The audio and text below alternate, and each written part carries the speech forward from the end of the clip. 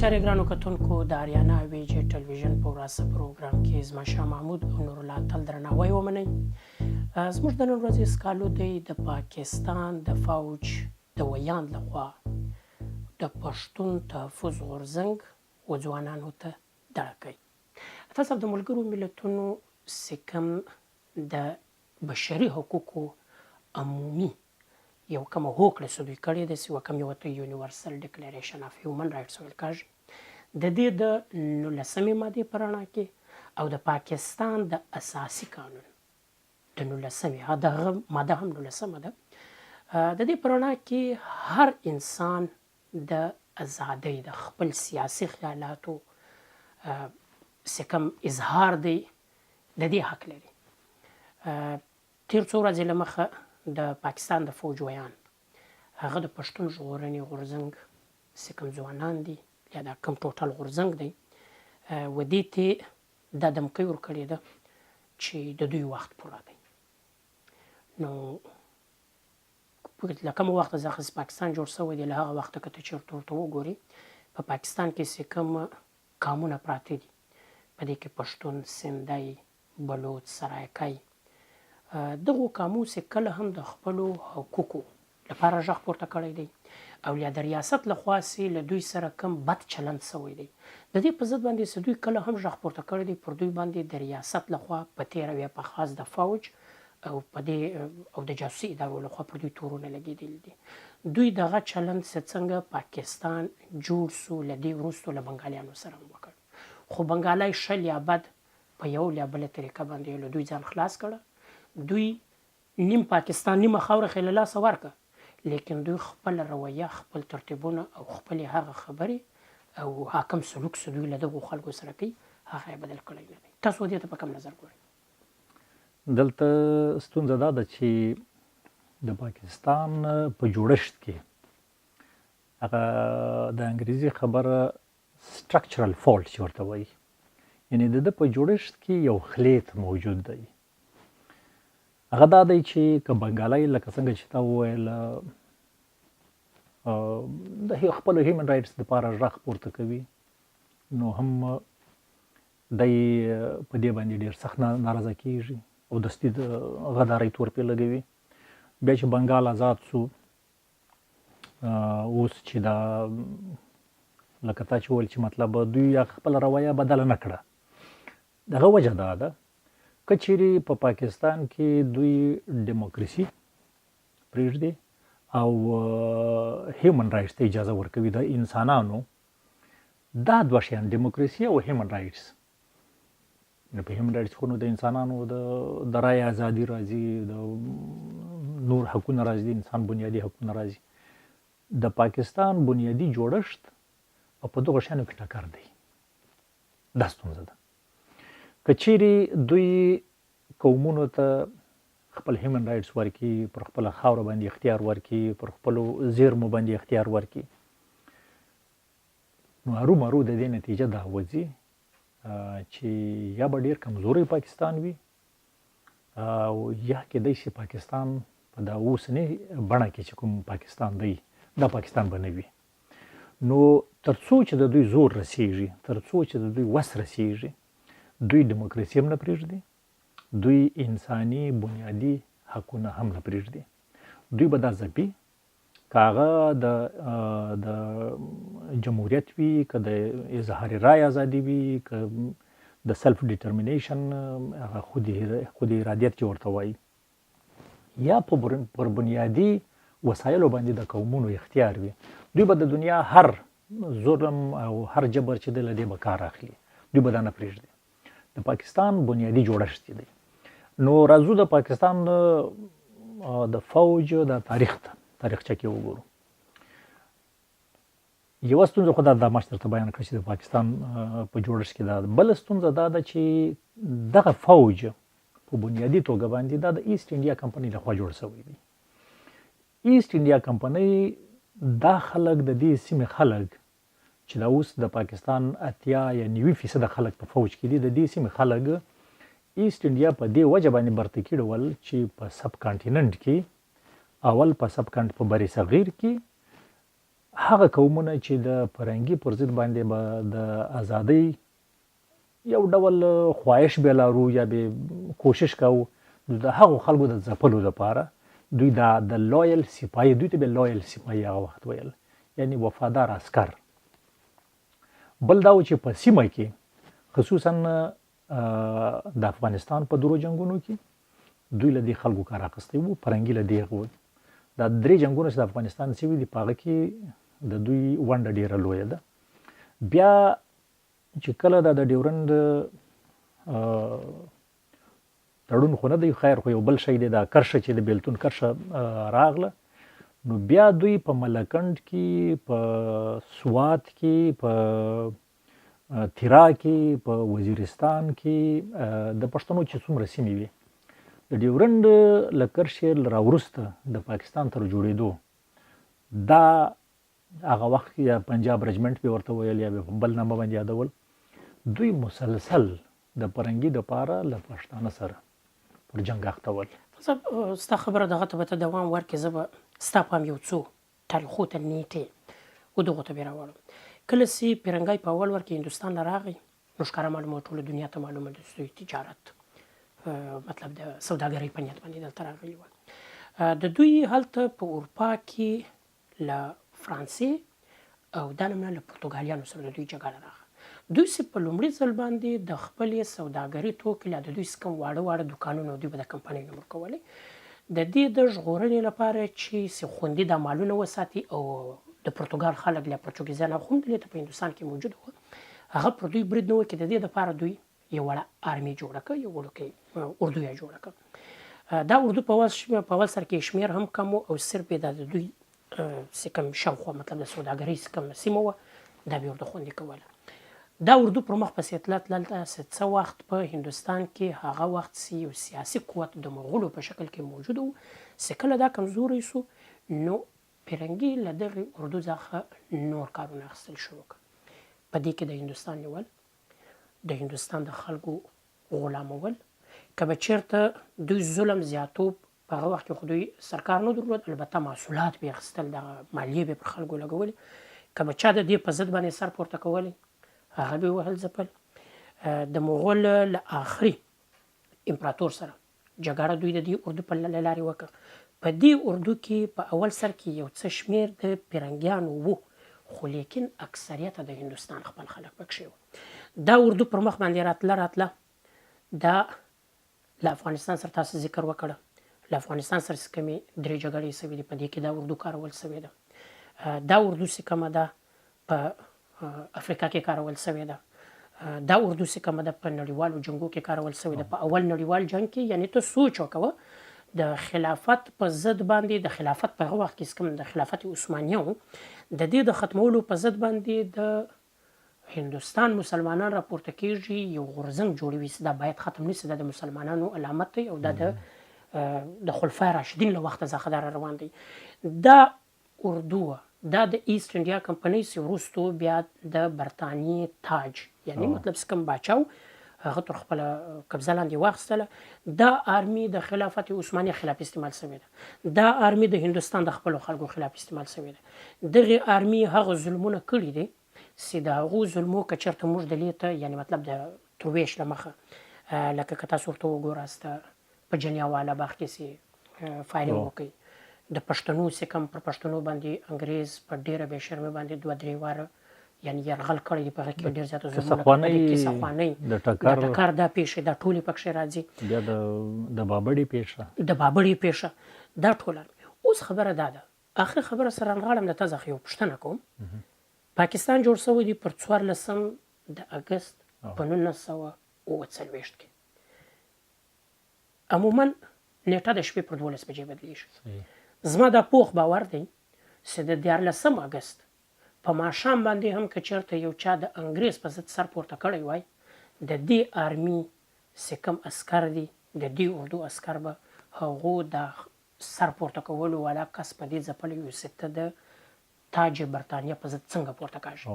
په نیم ساعت کې چې څه وخت دستخط وسو، ویش وسو، د اردو خپل پوزیشن بدل کړ، خپل ځای بدل کړ و ځان ته تر ټولو غټ وفادار ته د خاورې هغه وویلی او کومو خلکو چې د انګریز په ضد باندې جګړه کړې وه پر هغو باندې دوی ټاپې شروع کړي، یو غدار دی، یو څه کم دی د فلاني ایجنټ دی، بل د فلاني ایجنټ دی. آیا دا سلسله به تر کومه وخته پورې روانه؟ آیا د دې به کوم مخنیوی کېږي که نه کېږي؟ د ما خیال نه ده چې د دې مخنیوی وشي. دا خو دوی بار بار لکه تا چې وویل پر 14 اګست باندې د دې اردو زه اکثره پنجاب رجمنټ بولم، د دوی ټریننګ تکه د دوی د کورس کتابونه وګوري، د دوی د آیا پټاباد کې څه بولي دا د دوی هغه چې کاکول اکیډمي چې دا د دوی که د دوی کورسونه وګوري یا د دوی پخواني فایلونه وګوري، د دوی د روزنې ځایونه وګوري، لکه سټاف کالج د کوټې دی او دا د چامړیانو جوړښت وګوري، په دې کې یو شی به ته پیدا کړي، هغه افغان دښمني، پښتون دښمني. دا یعنی په دې باندې په پیړیو کار شوی دی، ځکه چې پښتون او پرنګای دلته سره مخامخ ول او دغه اردو ته ټریننګ داسې ورکول شوی و چې ته به پښتون افغان دا به څپې نو چې یو پیړۍ دوه پیړۍ د یو اردو ټولو فایلونه د نصاب د په ټریننګ کې دا خبرې شاملې وي. نو معنا دا ده چې دا کېدای شي اوس د دوی ډي ان اے او فکر او د دوی هغه ته هم رسېدلی وي اوس. نو دا شی خو دوی په خاوره کې شامل دی. اوس بیا څوکه چې موږ دې خواته ګورو، یوازې پښتانه نه، دوی له بلوچ سره مسلسل په جګړه کې دي. یعنی په بلوچستان کې په بلوچو باندې له تېرو 70 کالو هر وخت اپریشن روان وي. په قبایلو کې د پښتانه خلک نه خبرېدل، په قبایلو باندې هم مسلسل د دوی لخوا به همیشه اپریشن روان و، عملیات به روان ول. مثلا که په فلسطین کې یو کور چیرې ونړول شي، هغه د دنیا په ټول میډیا ښکارېږي. دا عمل خو په ډېر ظالمانه توګه باندې په قبایلو کې روان و چې دوی بسته کلي ړنګول، هېڅ قانون نه و، اف سی آر ده او دا دوا ده. موږ نه خبرېږو چې په سیند په کشمیر کې دوی څه کوي. دا خو اوس دغه یو څو کاله کېږي یا دا ډېر لنډ وخت چې سوشل میډیا راغله خلک خبرېږي.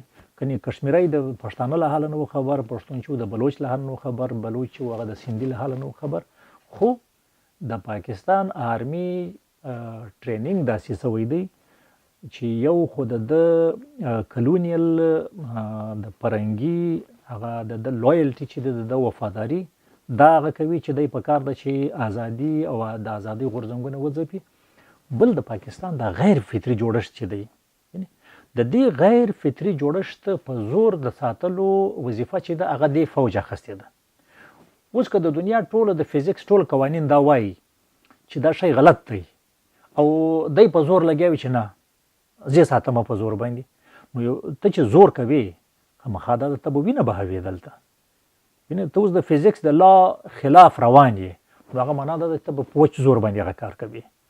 د دې مسله دا ده. اوس تاسو که چېرته ورته وګورئ له 14 اګست 1948 راوروسته چې کله پاکستان جوړ شوی دی، د پاکستان اردو یو څو شان ځان ته خپل کړي دي.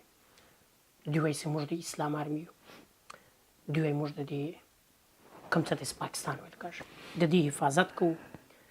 لیکن که چېرته دوی و تاریخ ته وګوري، د اسلام په اړه باندې د دوی تر ټولو زیاته په پاکستان کې دا څو کیسې دي، دا ډېرې زیاته مشهور، خاص کر د فلسطین په اړه باندې. جنرال ضیاءالحق چې وروسته جنرال شو، دی چې کله برګیډیر په 1940 کې په 1940 کې ضیاءالحق د یو 3 کلو لپاره له 1940 څخه تر 1980 پورې وده ته وظیفه ورکول شوله په اردن کې. اوس خو په ښکاره دوی داسې وایي چې هلته د اردن و اردو ته څه کم دی، دا یوازې نه و، د ده سره ډېره لویه ډله وه چې هلته د تربیت ورکول، خو لیکن خبره د تربیت نه وه. کیسه داسې وه چې د اردن په صحرا کې د فلسطینیانو چې کوم د ازادۍ غورځنګ دی له اسرائیل سره چې جنګېدلی، نو دا PLO چې ورته وایي فلسطین لیبریشن چې کوم ارګنایزیشن د دغو کیمپونه وه. په دې کې ښکاره معلومه ده PLO چې کوم وه د دغې یو داسې څانګه هم وه چې مطلب توده مبارزه یې کوله، د توپک مبارزه یې کوله. دې خلکو هلته کیمپونه جوړ کړي وه. نو په دې کیمپو کې د دوی ډېر ګڼ شمېر د ځوانانو د دې دپاره تیاري کړې وه چې دوی به له اسرائیل سره جګړه کړي او خپله خاوره به له اسرائیل ازادوي. د ضیاءالحق په مشرۍ کې د پاکستان د فوج د عسکر ورغله، د فلسطینیانو پر دې کیمپ باندې برید وکړه. فلسطینیان دا وایي چې دوی زموږ شاوخوا 20,000 ملاتړلي هغه ځوانان چې موږ به د خپلې خاورې د ازادۍ لپاره کارول، هغه د پاکستان فوج څخه دي. که له دې علاوه د دوی د هیومن رایټس بلیک سپټمبر باندې دا د بلیک سپټمبر خبره سته کوي. د دې دغه توری ډېر زیاته مشهور دي د فلسطین او د بلکې د ټول میډل ایسټ په تاریخ کې کم دی دا بلیک سپټمبر دغه اصل کې دغه کیسه وه. نو له دې علاوه که چېرته ته دوی د هیومن رایټس څخه راواخلې، په بنګال کې چې دوی کوم کارونه وکول، جګړه، د ولس ځورونه، جنسي تیری، یعنی هغه کوم جنایتونه نه وه چې د دنیا د مهذبې دنیا په کتاب کې بد ورته ویل کېدل او د پاکستان فوج نه یې کړي. هغه ټول کارونه وکول. د دې علاوه دغه د ملګرو ملتونو ته اورېدلي دا کوم چې یو ځای سولې جوړې د سولې دپاره چې کوم دوی عسکر ولېږي، دوی چې پیس کیپینګ ورته وایي. په دې کې هم په هیټي کې چې کوم د پاکستان فوج پروت دی، پر دې باندې باقاعده ملګرو ملتونو څېړنې شروع کړې چې آیا دا خبره تر کومه حده پورې ده د پاکستان فوج چې کوم دی له ماشومانو سره د جنسي زیاتۍ په بدل کې یعنې لا پیسې او وسله به یې ورکول. دوی هلته د امن لپاره پراته وه، دوی به ماشومان له ماشومانو سره به داسې ده چې که موږ په دې سیمه کې دا د فلسطینیانو مثال ورکړو، د هیټي مثال دا خو خیر لرې دی، انټرنیشنل مسله ده. پخپله په پاکستان کې دننه قومونه خو یا هغه وخت کې بنګالی و، کشمیری دی، بلوچ دی، پښتون دی. د دې هر قوم خلاف دې فوج چې کوم جنایتونه کوم جرمونه کړي دي دا ټوله د ترهګرۍ په هغه کې هم راځي، په تعریف کې هم راځي، او دا د جینوساید په تعریف کې هم راځي، دا د بنیادي انساني حقونو د سرغړونې په تعریف کې هم راځي. یعنی هغه ټوله دلایل موجود دي چې د پاکستان په فوج باندې یو څوک راولاړ شي، دا قومونه، یو څوک نه، دا قومونه یا یو راولاړ شي یا دوی په ټوله په اتفاق باندې راولاړ شي. دوی په جنوا کې هم مقدمه کولی شي، په دې باندې دعوه کولی شي. دوی په هالند کې په دغه چې د نړیواله محکمه ده په دې کې هم دوی کیس ورباندې کولی شي. د دنیا په هر عدالت کې په خپله په پاکستان کې هم. یعنی دا فوج داسې په دومره پراخه پیمانه باندې په د انساني حقونو په سرغړونه کې ښکیل دی چې په دنیا کې مثال ډېر کم دی. یوازې دا نه چې مطلب دی له اوس 60 کال په دې هغه کې په دې ګناه کې ککړ دی یا 15 کاله کېږي، نه، چې پاکستان نه و جوړ هم دا کارونه کول، هغه به خیر دنیا به هیر کې چې یاره کلونیل استعماري دور و. پاکستان چې را جوړ شوی ده دی په ډېره پراخه پیمانه باندې د تېرو 22 کالو دا د هیومن رایټس په سرغړونه کې ښکیل دی.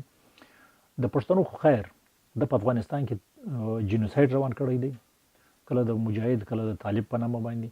بیا په پاکستان کې دننه چې دا کوم محکوم پښتانه دي د دې خلکو جینوساید دا روان کړی دی، په جنسي تیري کې ښکیل ده. او له دې علاوه اوس دنیا ته دی ترټ جوړ شوی دی. دا یو داسې فوج دی چې د یو ډېر خوار ملک، د یو داسې ملک چې په هغه کې کرپشن او بدعنوانۍ او رشوت ستانۍ دا ټول ډېرې دي، خو دا فوج د اټم بم مالک دی. دغه اټم بم ټوله نړۍ ته خطر دی، ګواښ دی. او بل د داسې یو فوج دی چې هغه خپل صدر اعظمان خپل وزیر اعظمان پانسي کړي دي.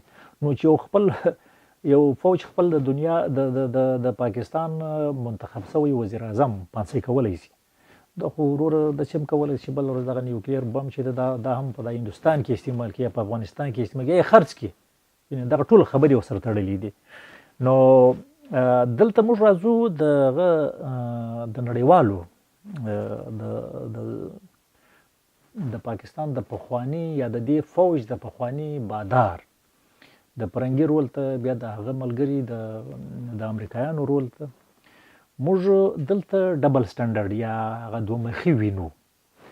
لکه مثلا اوس په نږدې وخت کې امریکایانو پاسداران انقلاب د ایران دا یوه ترهګره ډله اعلان کړله. خو زموږ له دې سره غرض نشته، یا پاسداران انقلاب ترهګر دي یا نه دي، ځکه چې زموږ ورسره کار نشته. خو دومره معلومات موږ ته خامخا ضرور شته چې د پاکستاني فوج چې کوم جرمونه دي، جنایتونه دي، پاسدارانو کم نه دي، دا ډېر زیات دي. بالکل. نو خو اپوټه دا فوج نازول کیږي.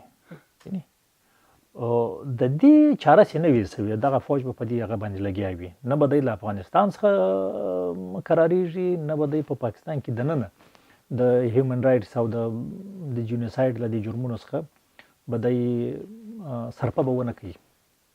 یوه بله خبره هم دا ده چې په پاکستان کې چې کومه غریبي ده، کومه بېروزګاري ده، د دې لامل هم دغه فوج دی. دا په خپله دا دومره دا غربت چې دی، یعنی د فوج له لاسه پیښ دی. دا په خپله د انساني بنیادي حقونو په سرغړونه کې راځي. زه په دې کې پنجابیان هم شامل کړم. په پنجاب کې کومه غریبي ده، په سند کې، په بلوچو کې، په پښتنو کې، خو خیر ده یعنې د ملک په پولو کې دننه د انسانانو کوم غربت دی، د غربت چې دی د هغې لوی لامل دغه فوج دی. دوی د پاکستان ټول کاروبار، ټول ادارې په خپل لاس کې اخیستي دي. د سړک جوړونې راخستې، د ودانیو تر جوړولو، تر سیمټو، د غواوو تر شیدو، تر چرګانو، د ترانسپورټ تر کاروبار، یعنی که په مځکه کې د ماربلو کاروبار دی، که د سرو زرو دی، که بندرونه دي، که ځنګل دي، که سنگ مرمر دي، هر شی، یعنی هر ګټور کاروبار د خلکو په لاس کې اخیستی دی. بیا که یو څوک کاروبار کوي، مثلا یو ټیکدار دی، یو څوک دی کوله راباسي، یو بل شي کاروبار، هغه ته بیا د پاټک لګولی وي. یعنې یو ټرک تېرېږي، په هغه باندې دی بتې اخلي، دی کلنګ اخلي له خلکو څخه. نو په خپله باندې دا پر دې علاوه چې دی د ملک ډېر لوی بودیجه دی په زور اخلي، د هغې بودیجې هم حساب کتاب نه دی معلوم. او له دې څخه علاوه یو بل هغه هم شته، د پاکستان سي دا کوم نظام دی، د دې نظام د ناکامۍ تر شا د دوی ډېر غټ لاس دی. یو خو په سر کې دوی ډېره غټه بودیجه وړي، بل یې د ملک چې کوم ګټور کاروبارونه دي دا ټول په قبضه کې اخیستي دي. او بیا په ملک کې دننه دا پاتې چې کوم ټوټه کاروبار دی، یو څه دی، په هغه کې هم د دوی له لاسه کرپشن رامنځته شوی دی. دا هم یا دوی ولس ته څه کوم دی نه ورپرېږدي، او دا یې هم پر ولس باندې مطلب لنډه دا چې د قومونو هیومن رایټس جینوساید کې دا انوالو ده. دغه سیمه ټول دسخه ناقراره ده، د انسانانو غریبي د ده له لاسه ده. بالکل.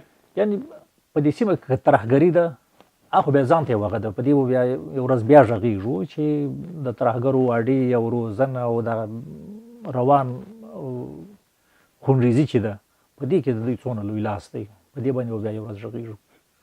ډېره زیاته مننه کتونکو. دا 21مه پیړۍ ده.